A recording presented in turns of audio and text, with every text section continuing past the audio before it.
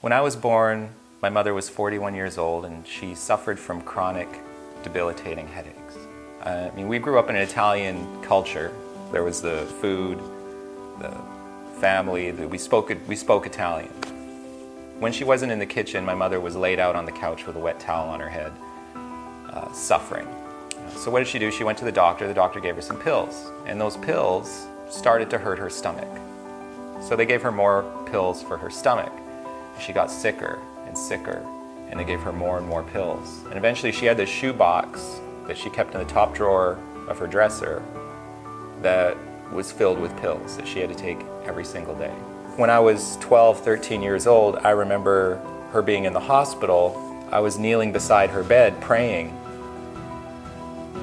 for an answer, praying that she would come home.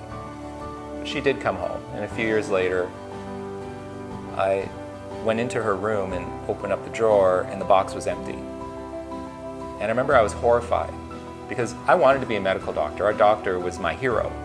In my mind, this was the product of modern science, thoughtfully created to make her live. And it was empty. And I went into the kitchen and I said to my mom, "Mom, what's going on? Your box of medicine is empty." She said, "Oh, I went to the chiropractor, my headaches went away, and I stopped taking the pills. The pills were killing me." She's Italian, she said it angry. I remember thinking then, wow, that's crazy. Our medical doctor who gave her the pills, he was ecstatic. He said, "I can't believe how healthy she is again." What doctor wouldn't want their patient to get off of these medications? Because there's no exit strategy other than changing your lifestyle, other than doing something on your own and taking that step. When I was 22, I was thinking of becoming a chiropractor, and I went up to my mom and I said, "Is that true? What happened with the chiropractor? With the headaches? Did it really help with your headaches?" And she cut me off and she said, "Gary, if it wasn't for the chiropractor, I'd be dead. Those pills were killing me." Hundreds of thousands of people died just from the side effects of medications. We have an opioid crisis. This isn't an unlikely thing that she could have died this way. She immigrated to Canada with my dad in 1958, but when she decided to get off of those pills and to see the chiropractor, it was like she immigrated again. It was a new beginning for her. It was a new culture.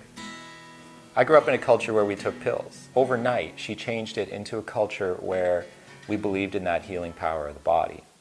I shudder to think about what